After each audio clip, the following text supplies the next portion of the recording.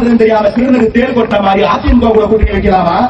10வது வரைக்கும் பாஜக கூட கள்ள கூட்டணி வைக்கலாமான்னு போய் நேற்று சரண்டர் ஆயிட்டாங்க.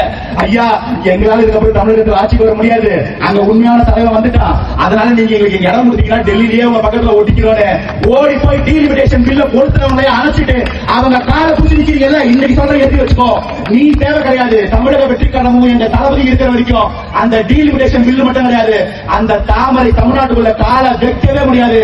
அதை நாங்க பாத்துப்போம்.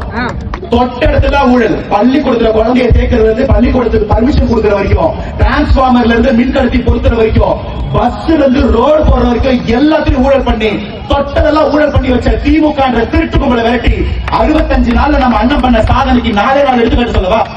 என்னைக்கும் எதிரையும் நமக்கு தமிழ் தாய் தான் முக்கியம். தமிழ் தாய் வழக்கம் தான் நம்மளுடைய முதல் உரிமைன்றது தமிழக வெற்றி கழகத்தோட ஒவ்வொரு ஈவெண்ட்டையும் நீங்க பாப்பீங்க.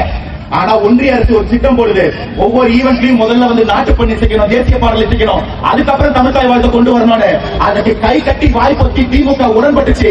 தமிழக வெற்றி கழகம் பதவி ஏற்றோன்னு நம்ம முதல்வர் டெல்லியில போய் பேசுறாரு, ஒட்டுமொத்த இந்தியாவுக்கு உங்களுக்கு மாநில உரிமையை மீட்டு கொடுக்கிறாரு.